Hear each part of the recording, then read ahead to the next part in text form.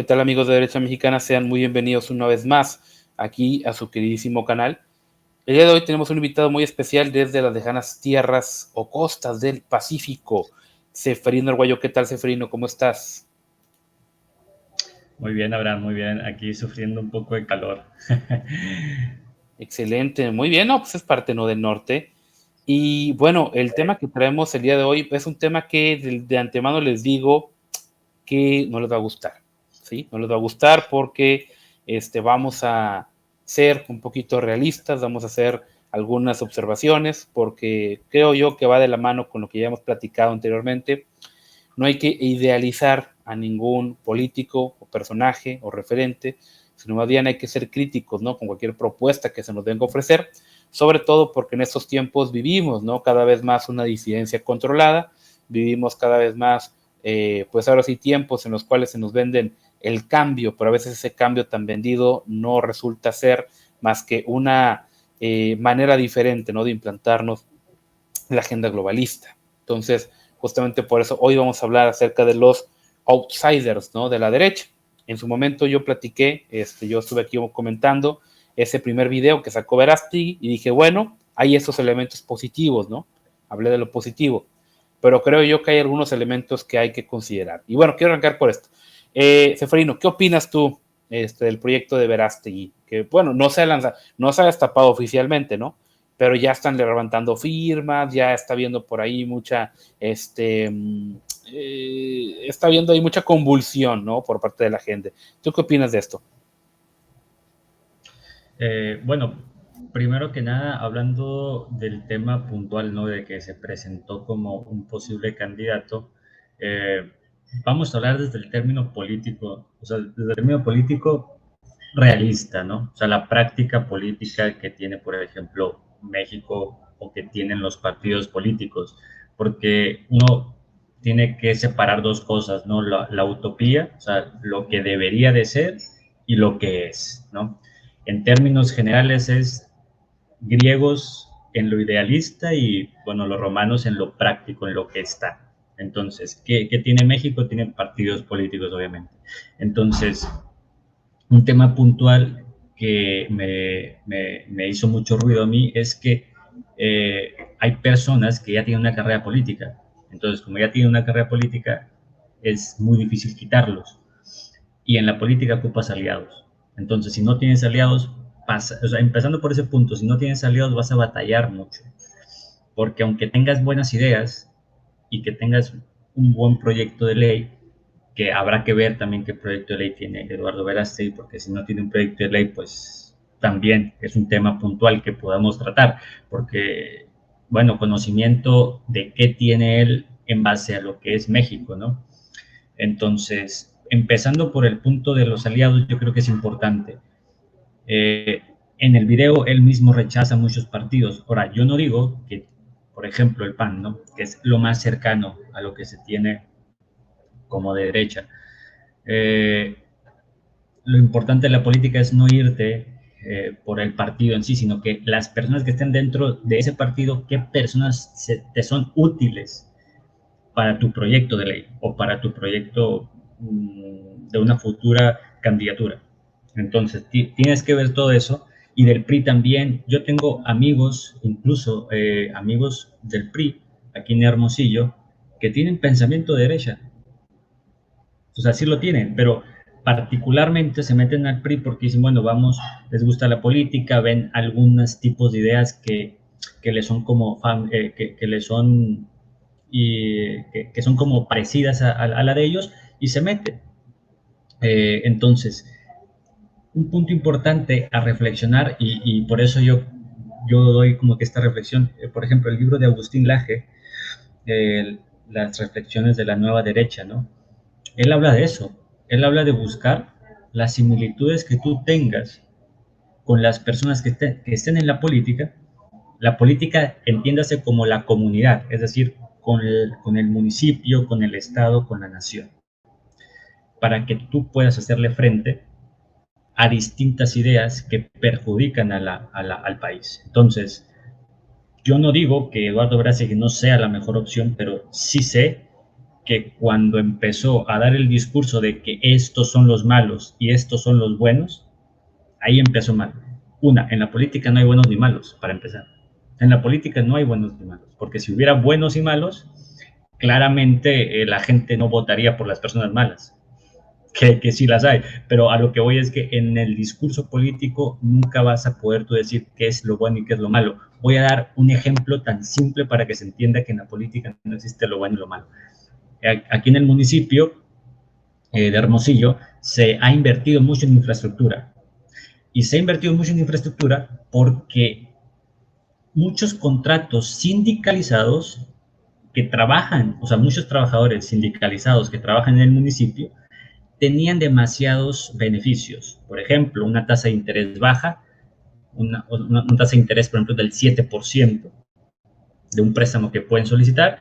Tenían por ahí algunos pagos de derechos, es decir, el pago de agua, de luz no, pero sí de agua, incluso del predial que no que lo exentaban. Es decir, en el contrato colectivo tenían muchos beneficios. El presidente municipal claramente vio que había un monto anual, o sea, un gasto anual de ese contrato colectivo de trabajo muy grande, y el municipio ocupaba infraestructura. Entonces, ¿qué hizo? Canceló los contratos colectivos de trabajo de los sindicalizados. ¿Para qué? Para que puedan, para que ese dinero que se gastaba ya no se gaste en eso y se gaste en infraestructura. Ahora, ¿a qué voy con esto? Lo bueno y lo malo. Lo que hizo está mal, porque era un contrato colectivo de trabajo que ya estaba aprobado por Cabildo incluso. Cabildo es quien aprueba todo lo que conlleva al municipio. O sea, lo que es Cabildo aprueba o desaprueba algún acto de la autoridad. Entonces ya está aprobado todo eso, pero ahí se avienta como una, pues vamos a decirlo, algo por debajo de la mesa para que ese contrato colectivo ya no tuviera validez. Y bueno, muchos sindicalizados o trabajadores sindicalizados que tenían esos beneficios claramente estaban en contra de lo que hizo el presidente municipal, pero el beneficio que se tuvo por eso fue mayor que los perjudicados. ¿A qué voy con esto? A que en la política, y más en la política ejecutiva, es decir, la que parte del presidente de la República y toda esa línea, siempre se ve por el bien mayor en vez que por el bien menor. Entonces, si vamos al punto en donde ponemos en la política buenos y malos, no existe.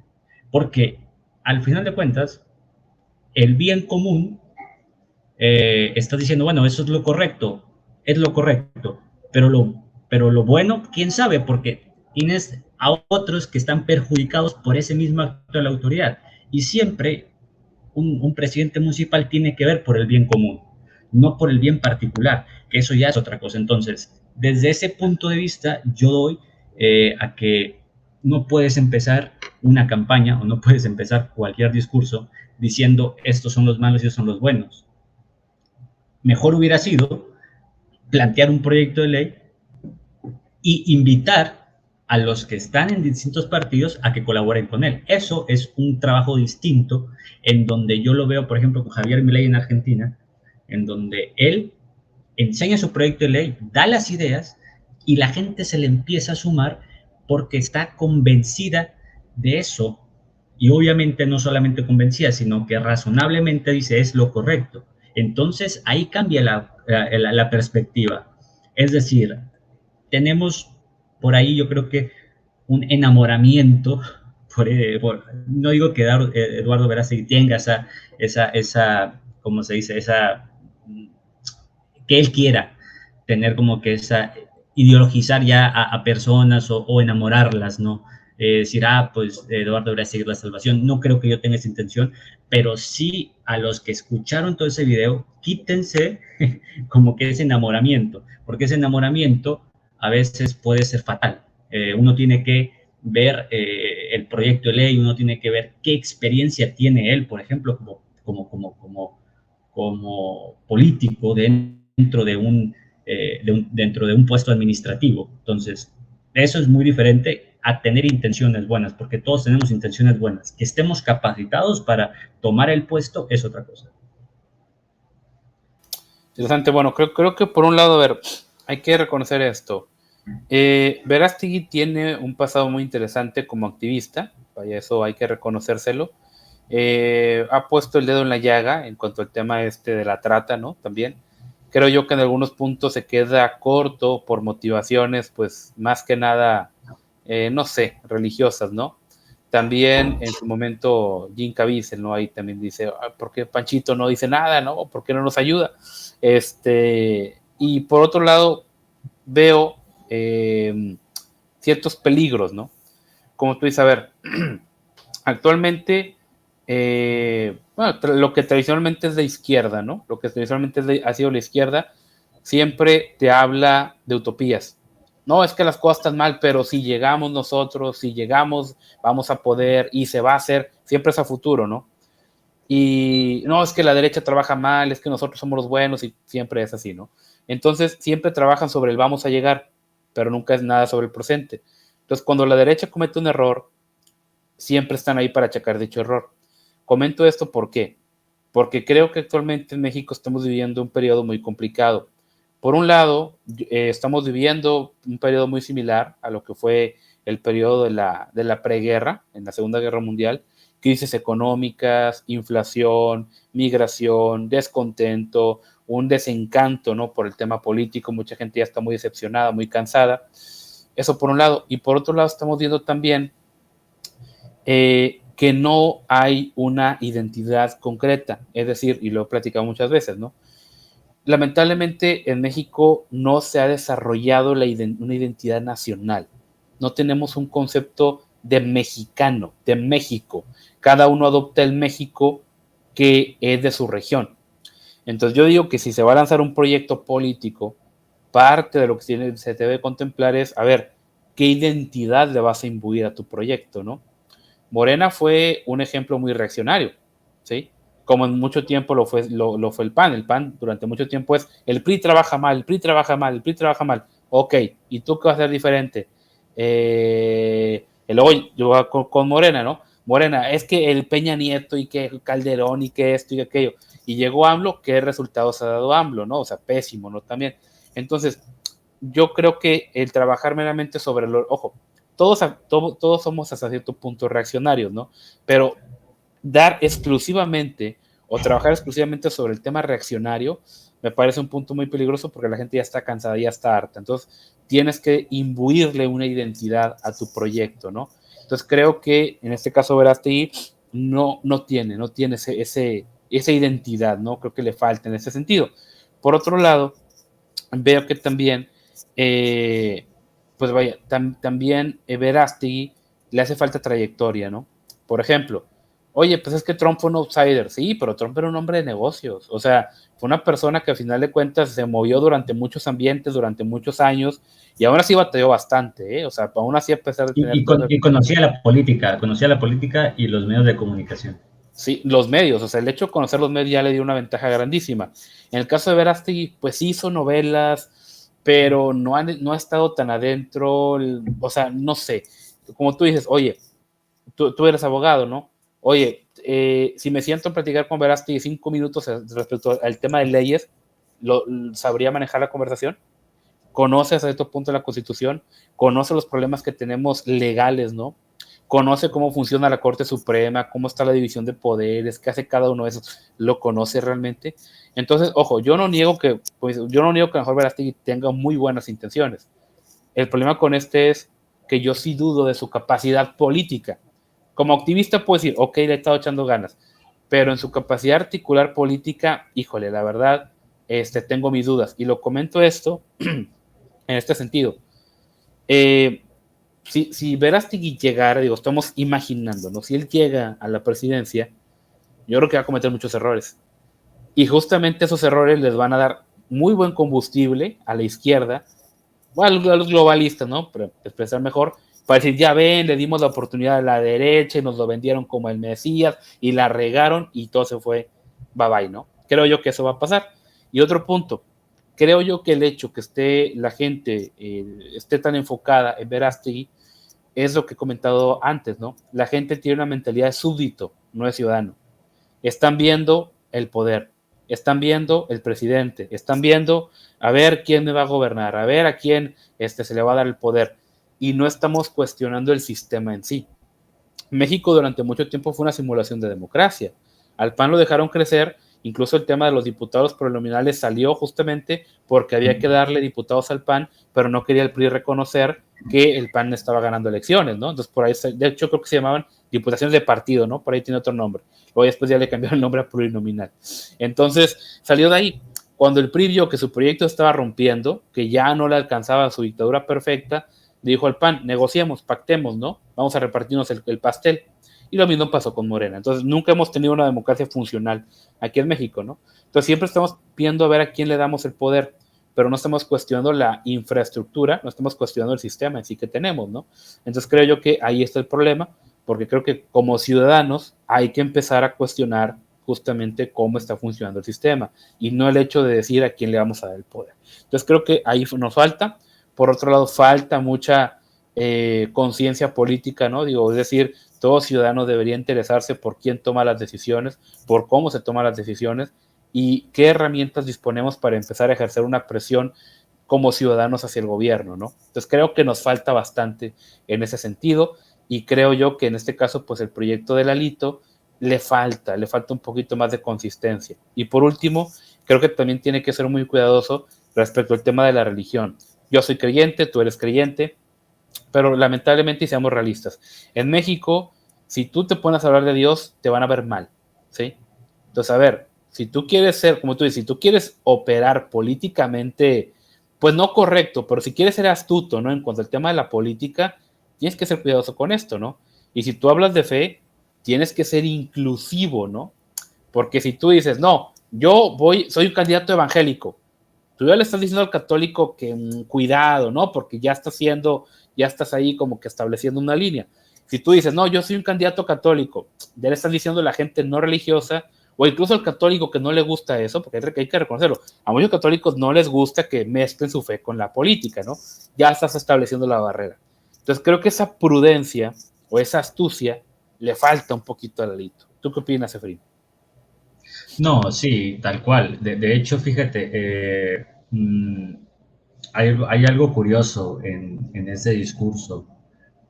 Mira, por eso yo separé ahorita no sé, el ejemplo, ¿no? De lo utópico a lo real, o sea, lo que tienes.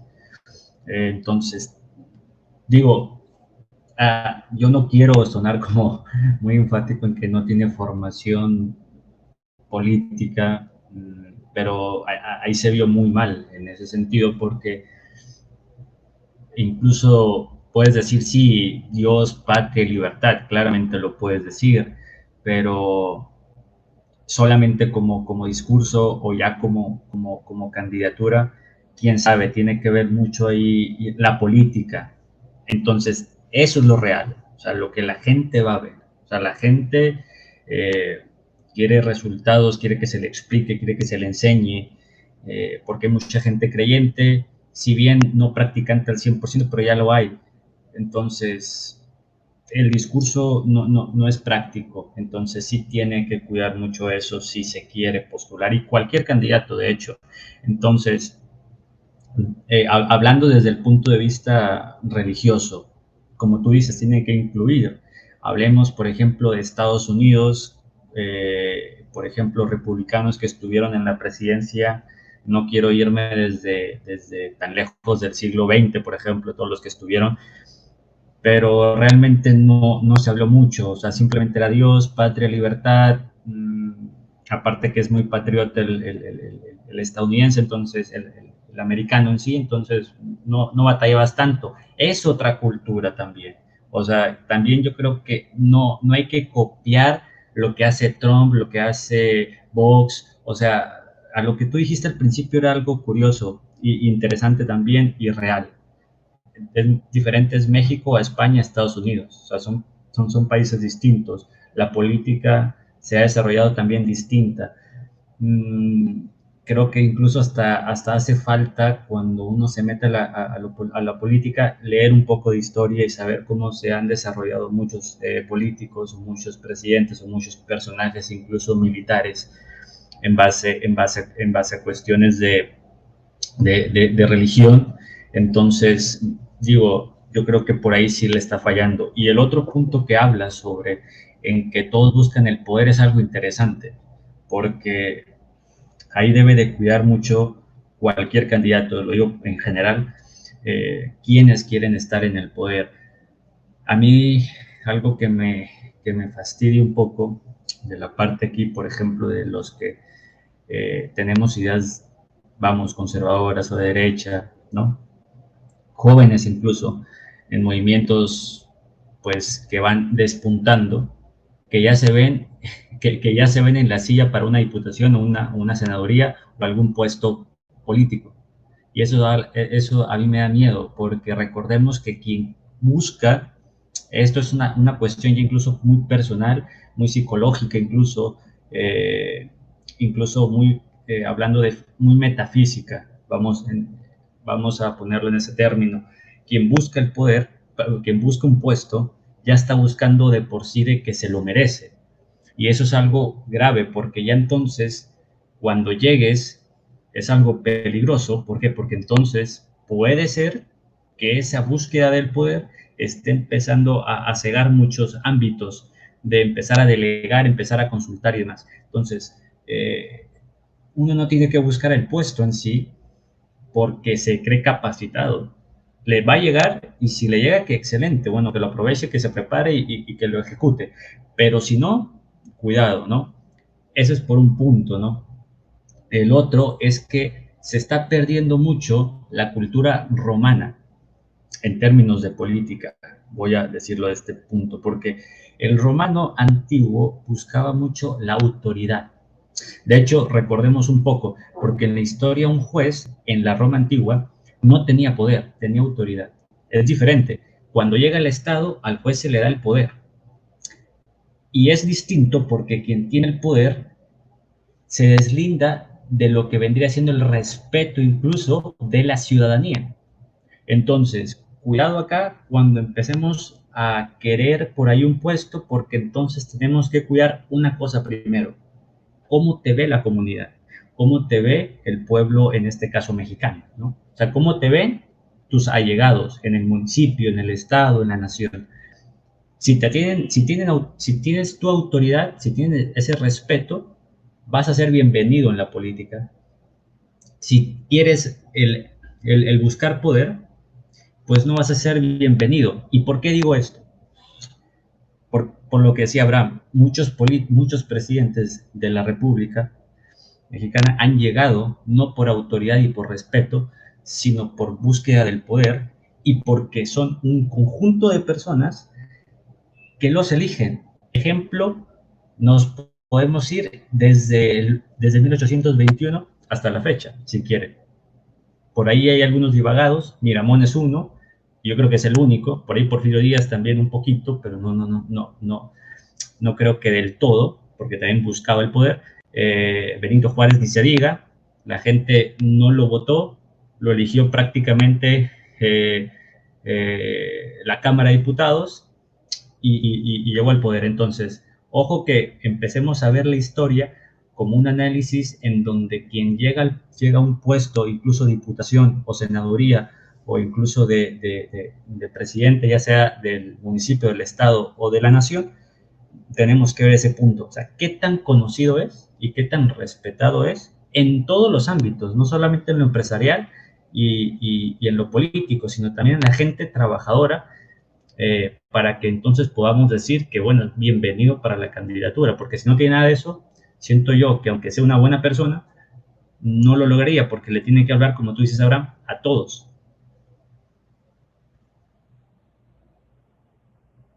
Muy bien, muy bien. Bueno, fíjate, también otro punto que creo yo que debe cuidar, fíjate, incluso hasta lo dice la Biblia, ¿no? Que dice que la buena fama es como el buen ungüento, ¿no?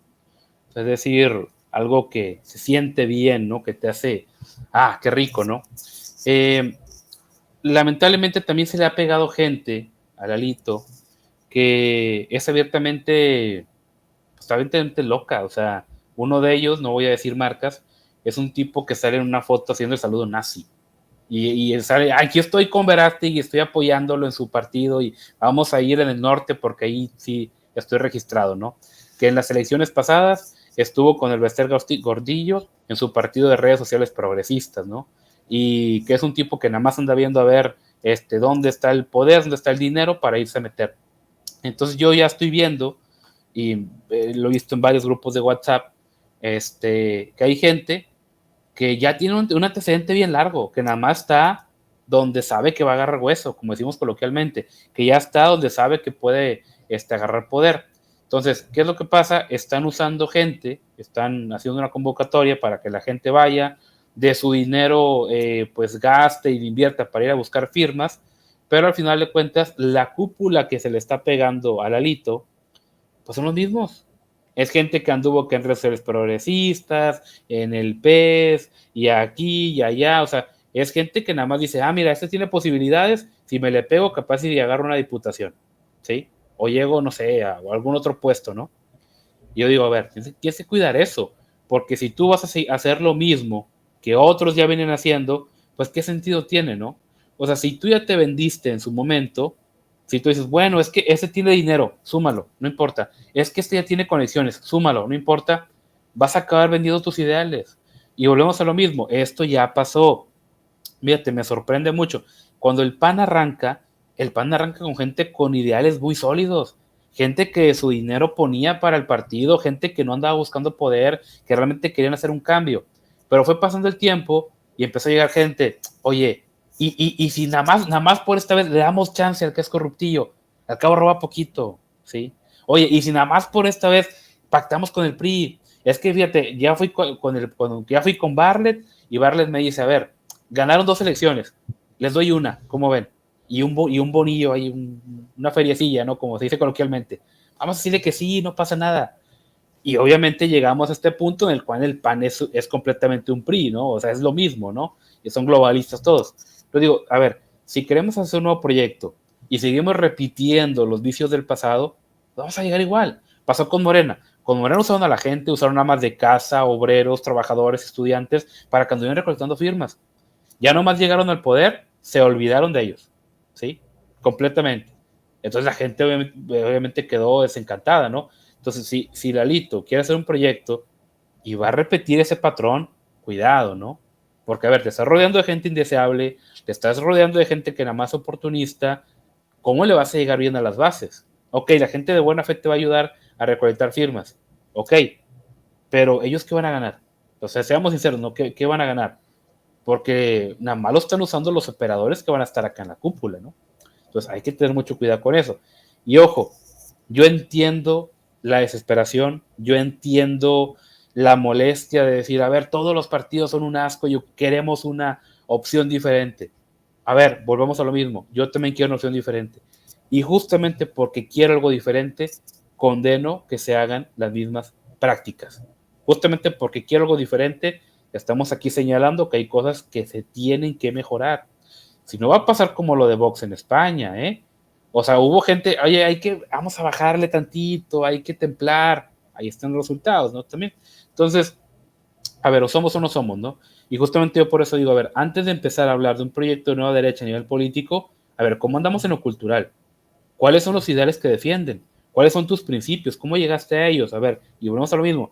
Para poder llegar a esto tienes que haberte metido temas de historia, de filosofía, de política, o sea, tienes que conocer bien cómo está tu historia. Digo, apuesto que mucha gente no se ha leído este libro y yo ya tengo rato recomendándolo mucho, el de La Mancha Azul, de este Ortiz Gallegos, ¿no? Que fue un expanista, que incluso el papá de Calderón no quería publicar un libro porque dijo, si publico este libro, ¿de por qué me salía el PAN? Mis hijos ya se arruinaron la carrera política en el PAN, ¿no?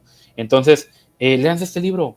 Hay muchos otros más que donde pueden meterse un poquito y pueden entender que los problemas que tenemos ahorita ya se repitieron.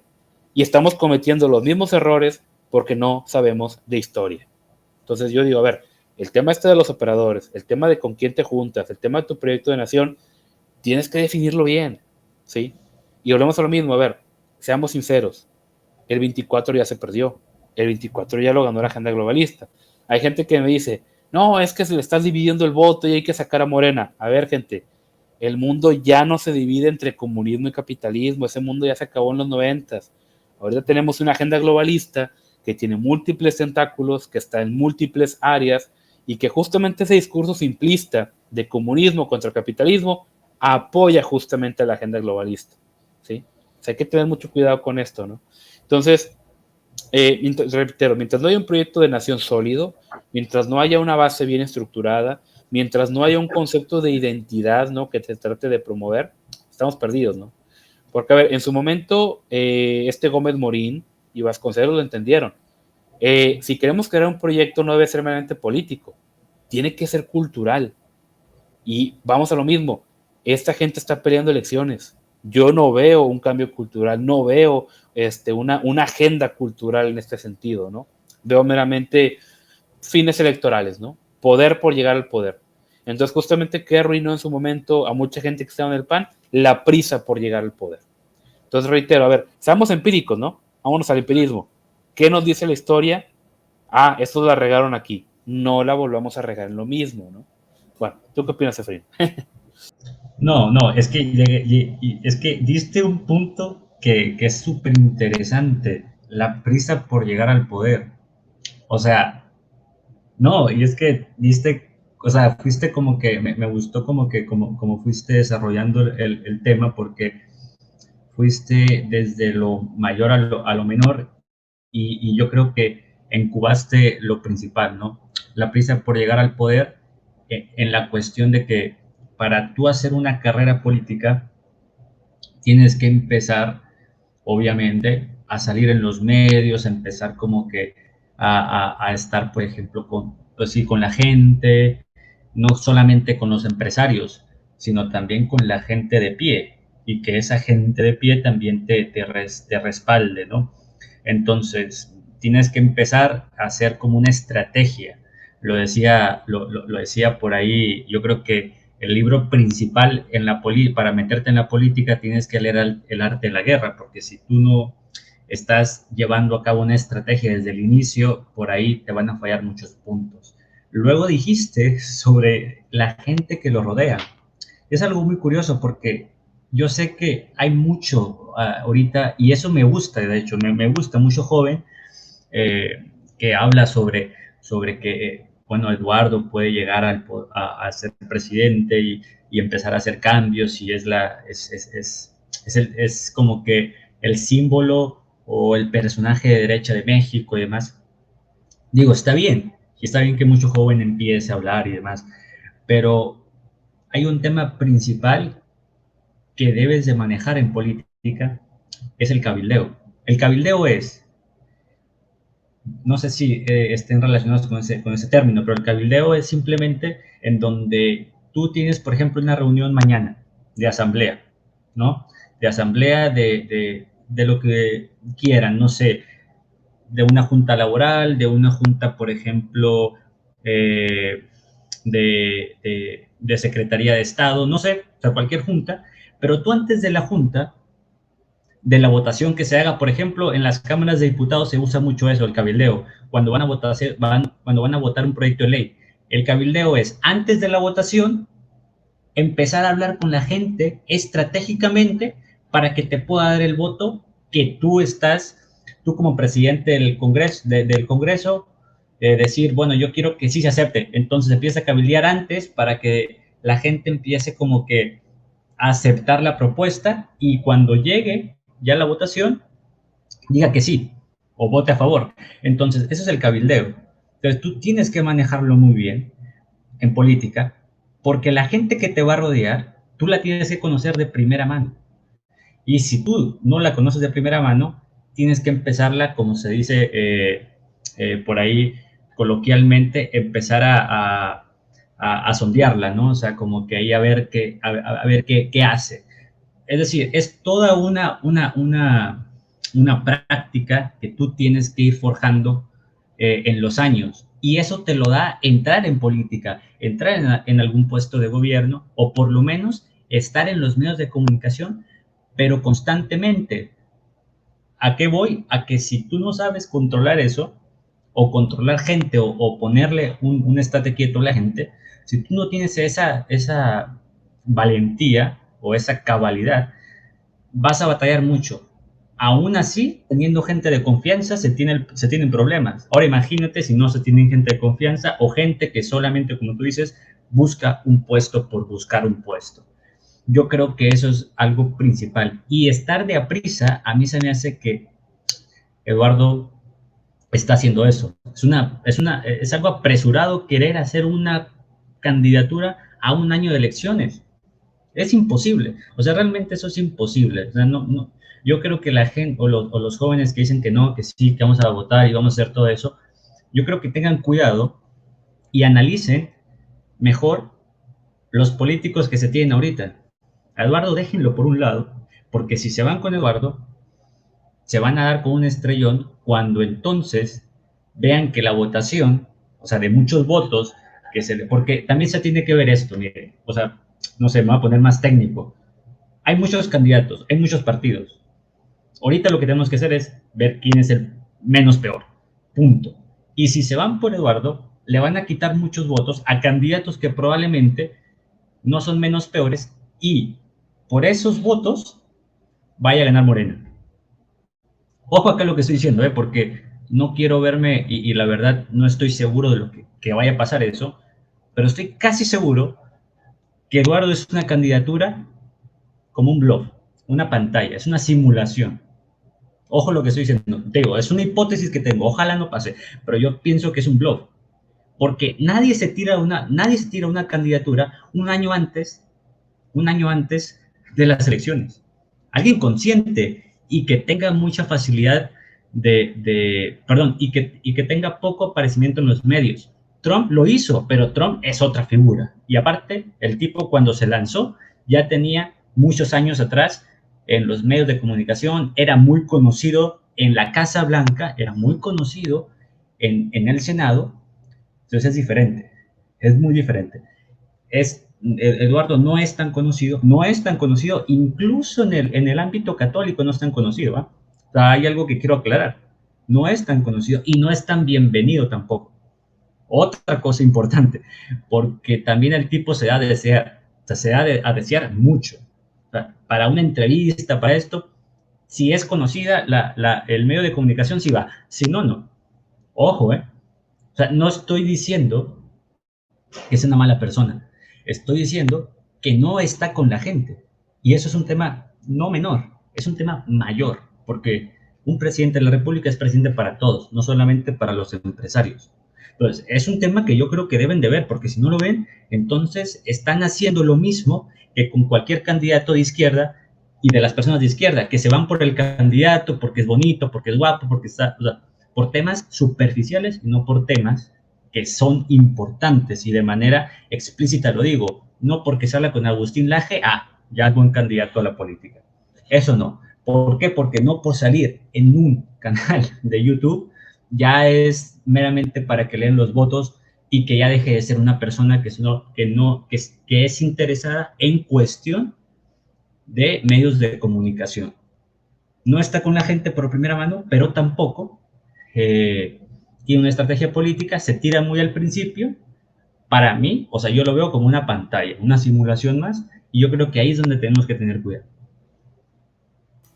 Fíjate que todos los ídolos tienen pies de barro, ¿no? O sea, y lamentablemente, pues nuestra gente, digo, o sea, deseosa, ¿no? Deseosa de un referente, deseosa de alguien a quien seguir. A ver, justamente, pues ponen, ¿no?, sus esperanzas en una persona, ¿no? Pues bueno, que también dice la Biblia por ahí, no, maldito el hombre que confía en el hombre, ¿va? Entonces, sí hay que tener mucho cuidado, con esto, porque yo he conocido muchos que, así como se emocionaron por X o Y, pues ahorita ya están completamente enajenados, ya ahorita están completamente aislados, ¿no?, de todo ese tipo de principios, porque pues le dieron su confianza a alguien y eso los traicionó. Entonces yo creo que sí, o sea, la política, digo, entendiéndola como la ciencia de lo posible, ¿no? Y todo esto, pues también hay que ser realistas, ¿no? De que un candidato no va a cambiar las cosas, tenemos esa mentalidad presidencialista, ¿no? De que, ay, el PRI, el presidente era Dios, hacía lo que quería. O sea, por ejemplo, lo podemos ver aquí en Nuevo León, ¿no? Tenemos al gobernador desde un partido, no tiene experiencia, es un tipo completamente nefasto, pero como no tiene el Congreso, se la pasa peleándose, ¿sí? Imaginemos que llega un candidato con buenos principios, ¿no? A la presidencia. Llega, no tiene el Congreso, no tiene el Senado, no tiene el Poder Judicial, ¿qué va a hacer? Y en ese caso de Bolsonaro. Bolsonaro en Brasil tenía el Poder Judicial, el poder, la Suprema Corte encima, y que fue, y hasta lo inhabilitó 8 años para que pudiera participar. ¿Por qué? Sí, no, pues tienes hasta cierto punto un buen candidato, pero tienes unos contrapesos muy fuertes que están completamente ya invadidos por la agenda globalista. Yo también voy a decir algo polémico. Yo cada vez más creo que el caso de Vox es una disidencia controlada.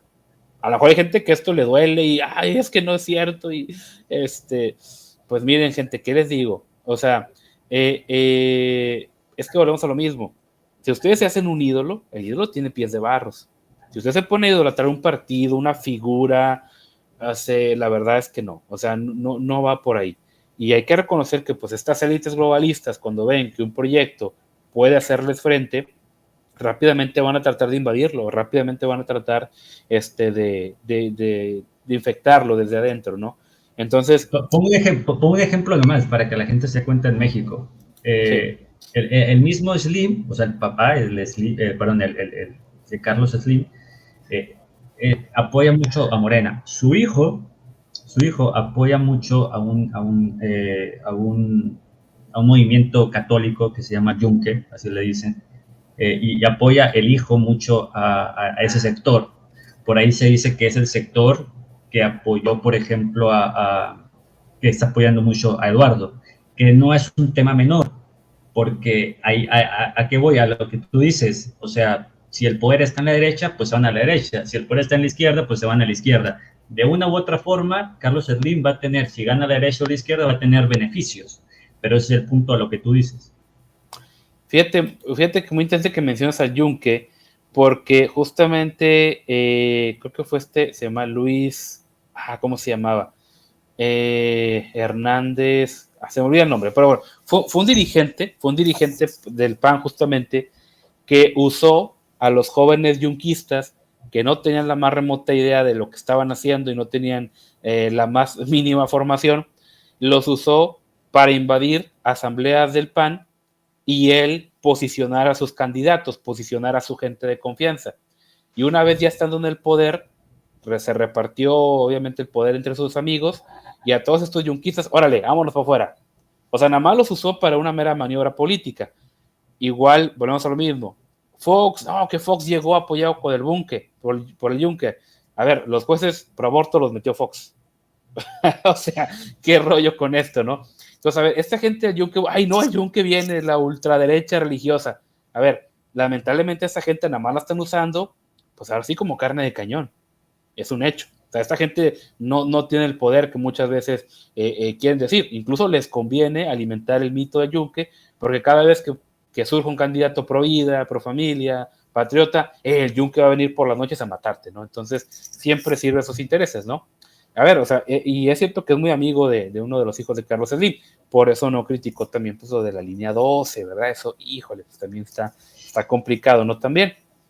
Y la parte esta, ¿no? Esa es otra. No se mete mucho, eso es cierto, no se mete mucho en temas de seguridad nacional, en temas, por ejemplo, se mete, sí es cierto, con el tema, por ejemplo, sí, de la trata de personas, que es la que tú mencionas, que es excelente, la verdad que eso se le reconoce, pero en otros temas de seguridad nacional, incluso lo que está pasando en Oaxaca, lo que pasa en Oaxaca ahorita, que es un crimen, pero muy alto, que hay ahí dentro del Estado. Es decir, hay muchas cosas que podría dar su opinión y que le podrían ayudar incluso en la candidatura para hacer toda una campaña, pero no, como que no da su punto de vista en temas en donde, sí, como la línea 12, desarrollo, por ejemplo, el desarrollo urbano a nivel federal también, sobre el Tren Maya, es decir, no se mete con temas que obviamente para ser uno de derecha uno tiene que tirarle a la izquierda izquierda, que es un tema yo creo que básico, ¿no? Lo que hace Milei en Argentina, que ¿a quién les tira? A los kirchneristas, le tira a toda la izquierda, a todo el socialismo, pero él no, entonces es algo, no es un tema menor tampoco.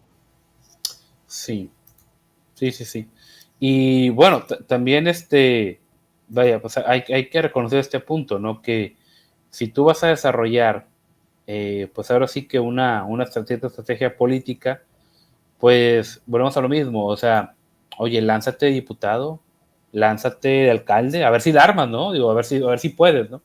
Digo, pues el caso, Bolsonaro tenía como 40 años en la política, Orbán incluso en su momento marchó, ¿no? Marchó para que los comunistas no mataran a los gays y ahorita lo acusan de homofóbico, ¿no? Pero el caso de Trump siempre estuvo metido en temas de los medios, incluso él desde hace más de 20 años le decían, aviéntate de candidato. Y él dijo, no, todavía falta conocer mejor. Entonces yo no veo esta astucia, no veo esta capacidad, ¿no? Del Alito, que reitero, yo creo que hace falta ahorita una gran labor cultural. O sea, ahorita hace falta una gran labor que como mexicanos entendamos mejor nuestra historia, nuestras raíces, tradiciones, oye, desarrollar algo propio, ¿no? Porque siempre estamos copiándole. Queremos copiarle a España, queremos copiar a los franceses, a los gringos, y no nos hemos sentado a entender, a ver, y si a lo mejor el proyecto de ellos no encaja completamente aquí porque mi país es diferente. Entonces, en vez de andar pensando meramente, y ojo, es importante obviamente porque las elecciones dan poder, porque no empezamos a pensar, y siempre digo esto, desde abajo, cómo podemos empezar a presionar a los de arriba, a empezarles a quitar el poder. O sea, porque creo yo que es algo fundamental. Oye, tienen tomada la Suprema Corte también. O sea, ¿qué podemos hacer, no? A nivel ciudadanía, ¿cómo podemos ir rompiendo, no? También todo ese tipo de situaciones. Oye, estaría con ganas, ¿no? Que se juntara el empresariado y empezaran a ver la manera que desde la población civil empezáramos a romperle ahora sí que esta base, ¿no? Esta base clientelar, porque el tema de las ayudas, el tema de los apoyos sociales, sirve lamentablemente para promover ese sistema corrupto. Si la gente dejara de ser pobre y empezara a ascender a la clase media, dejarían de vender su voto por una despensa, ¿no? O sea, entonces, ¿por qué les conviene la pobreza? Porque así yo los puedo comprar el voto de una manera muy fácil.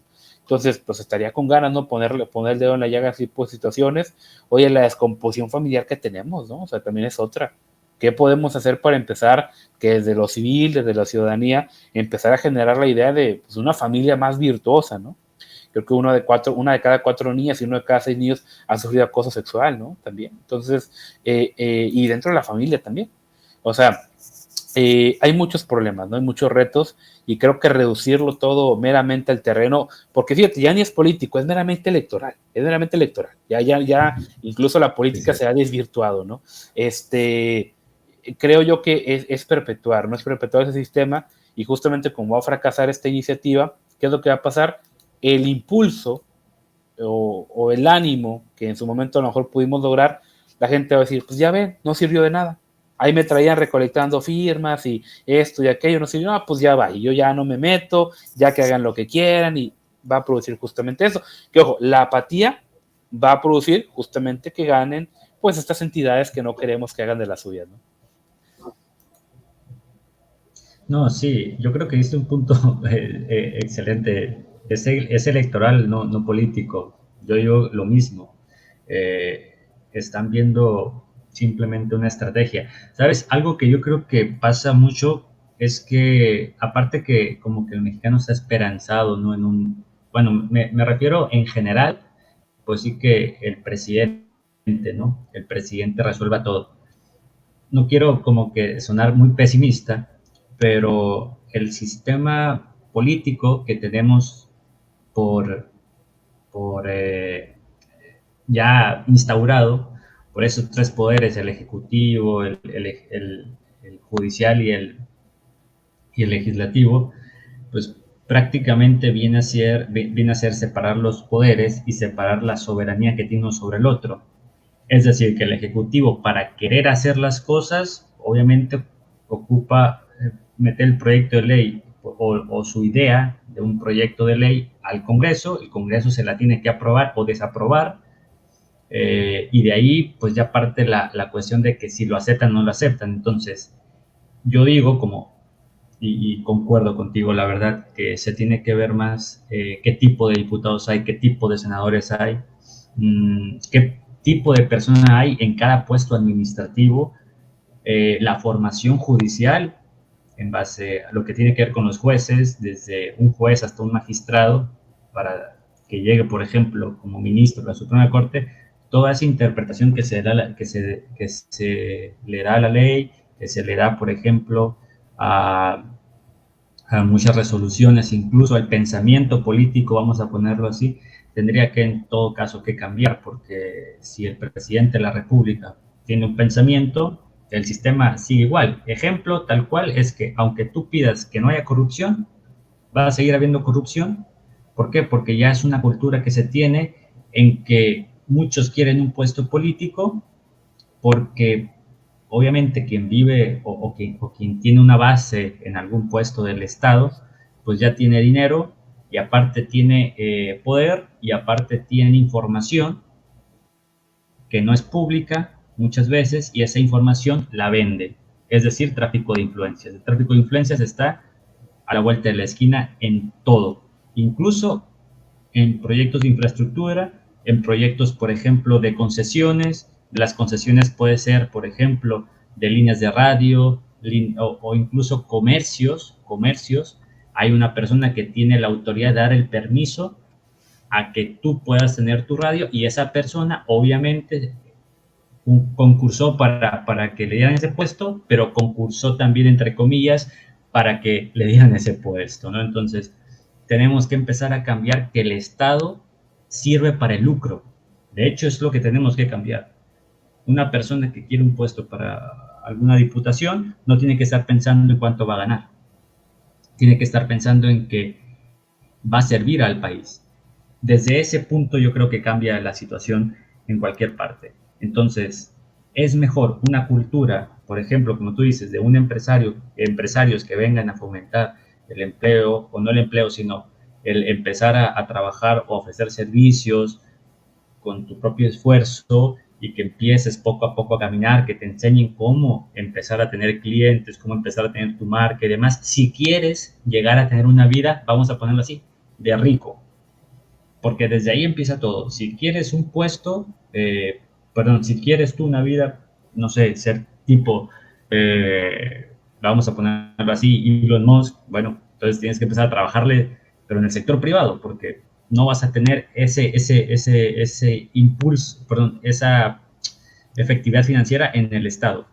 Lo que pasa es que pareciera que el Estado sí te la da. ¿Por qué? Porque obviamente está corrompido por personas que quieren una vida de lujo sin trabajar mucho.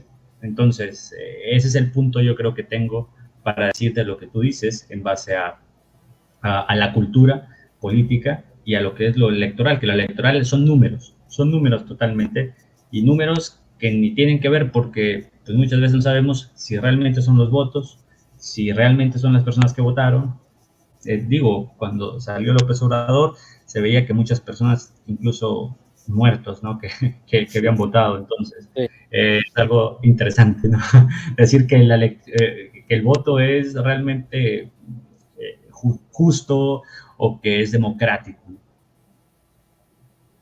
Sí, no, pues bueno, digo, lamentablemente pues, vivimos en una simulación, ¿no? O sea, desde los tiempos, ¿no? Desde los tiempos del PRI, o sea, siempre era pues vivir una simulación, tenemos una disidencia controlada, nos sirve tener una disidencia porque si no, no seríamos una dictadura, pero pues hay que controlarla siempre, y pues, lamentablemente no, las cosas no van a cambiar, digo, mientras no haya un cambio sustancial, ¿no? De la cultura, que creo yo que sí estamos muy lejos de esto y nos estamos concentrando pues a lo mejor en otros temas que no debería, no va a tener pues ahora sí que gran repercusión, ¿no? Hay muchos otros elementos que justamente están operando, digo, llámese la agenda globalista, llámese, ¿no? Toda también la descomposición social que estamos viviendo, porque también muchas veces es muy fácil echarle la culpa a Soros de que pues, haya borrachos golpeando a las esposas, ¿no? O padres abandonando a los hijos. Creo yo que también pues, tenemos más problemas y pues efectivamente no todo es culpa absolutamente de Soros o de Klaus Schwab o de los Rothschild, ¿no? también, ¿no? También tenemos aquí internamente problemas muy graves y justamente pues hay que poner el dedo en la llaga, ¿no? Que si no lo resolvemos, pues lamentablemente no va a tener mucho impacto, ¿no? Es como todo, sobre qué estás construyendo, ¿no? O sea, al final de cuentas la cúpula acá está, que está el poder, pero sobre qué estás construyendo, pues ya desde ahí te estás dando cuenta que pues hay cosas que no están bien y que justamente esto se va extrapolando. Digo, nos gusta creer mucho en esto, de que los buenos somos más, el mexicano es este bonachón, este fiestero, buena onda, ¿no? Desinteresado. Pues no, lamentablemente hay mucho oportunismo, hay mucha traición, hay mucha falta de compromiso, ¿no? Hay mucha maldad, mucha violencia. Somos un país muy violento, lamentablemente. La violencia ha echado raíces de una manera terrible, ¿no? Como sociedad. Entonces tenemos muchos problemas, ¿no? Demasiados. Y creo que justamente si la nueva derecha quiere tener éxito, pues hay que diversificar, ¿no? Es decir, oye, ¿sabes qué? Yo ataco desde la educación, yo ataco desde la economía, yo ataco desde la religión, o sea, crear múltiples frentes, ¿no? Que al final de cuentas ir trabajando en esto, yo ataco desde lo familiar, la niñez, ¿no? Etcétera. ¿Cuánta gente no dice esto de que, ay, no, sí es cierto, está bien fuerte ese tema de Sound of Freedom y los niños y cuánta cosa? Sí, pero le dan el celular, ¿no? Lo dejan que ahí ande moviéndole a lo que quiera y no tienen control sobre lo que ven los hijos en internet, ¿no? Entonces, sí, o sea, hay múltiples problemas y pues la gente a veces se molesta porque dice, no, es que ustedes son bien catastrofistas y son bien negativos y hay que ver la oposición. Es que si te echamos mentiras, el día de mañana vas a venir y vas a decir, es que tú me dijiste que ahí estaba la solución. Y yo no te quiero echar mentiras, ¿sí? Yo prefiero el día de mañana equivocarme y, ¿sabes qué? Yo pensaba esto y resultó que las cosas fueron mejor de como estaban planeadas. Qué bueno que me equivoqué, ¿sí?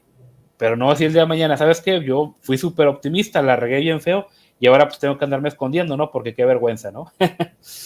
Pero bueno, ya para ir cerrando, Seferino, ¿tú qué opinas ya para pues, dejar una conclusión, ¿no? Y pues que la gente entienda que no es meramente por criticar o no es meramente por pues, ser negativo, ¿no? Sino pues es más que nada un deseo, un anhelo de ser pues lo más cercanos a la verdad, lo más rigurosos, ¿no? No, yo lo que concluyo, o bueno, mi conclusión es que no es no le estamos tirando a la persona. De hecho, algo que me intrigó mucho es que escuché, ¿no? Por ahí algunas cuestiones sobre Eduardo Verástegui y su vida privada o lo que hacía antes. La verdad, eso está de más porque yo no me considero perfecto tampoco, entonces yo creo que nadie, la verdad, pienso yo. Entonces, yo creo que ya la vida o lo que se hizo anteriormente de su vida personal, ahí está. Y es bienvenido porque, bueno, la conversión que tuvo y demás, y tenemos que abrazar esa parte. Pero es diferente a la cuestión política porque sí debería de tener un proyecto de ley, para empezar. Tendría que decirle a la gente el por qué debe de votar por él, no simplemente porque unos están mal, entonces voten por mí, no, simplemente debería ser un proyecto de ley. Y mi conclusión es que empecemos ¿no? A formarnos más en lo cultural, en base a lo que es México, y empecemos también a ver que no hay un salvador, ¿no? Simplemente son personas que están administrando los bienes de los ciudadanos, eso hay que entenderlo bien.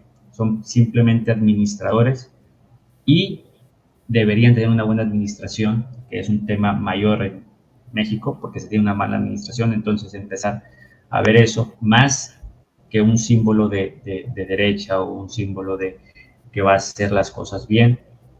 En la política, como lo digo, no existe lo bueno y lo malo. Que se vayan con ese punto, porque si no entienden eso, entonces van a tener muchas decepciones. Yo por eso no me decepciono cuando escucho cosas malas de Trump, porque bueno, el tipo hizo cosas buenas en la política y punto. Ya su vida personal o lo que hizo, qué tratos que tiene que hacer, obviamente los tiene que hacer porque no vivimos en el mundo perfecto. Igual Bukele, igual Vox, que Vox se me está desafinando un poquito más en algunas cuestiones, la verdad, pero duele. y duele. Pero tenemos que entender que el hombre es quien está administrando y el hombre cae. Y para no caer, uno tiene que tener fortaleza, tiene que tener mucha astucia, más. Entonces, quedémonos con la cuestión de que el político que llega tiene que ser un político ávido y astuto, no idealista. Algo importantísimo. O sea, ¿por qué? Porque hay muchas personas dentro que quieren el poder, ¿verdad?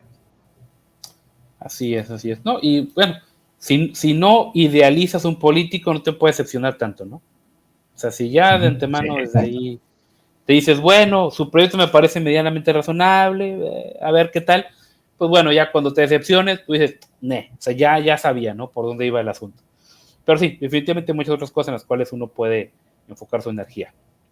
Bueno, pues gente, esperemos que este video pues les haya servido para reflexionar, para analizar, para aprender. Si no están de acuerdo, pues qué bueno que no estén de acuerdo, ¿no? Investiguen, hagan su propia, su propio análisis, ¿no? No se queden nada más con lo que les decimos por aquí. Y pues bueno, yo me retiro diciéndoles que, pues como siempre, ¿no? El socialismo no funciona y a los hechos no les importan tus sentimientos. Bye bye.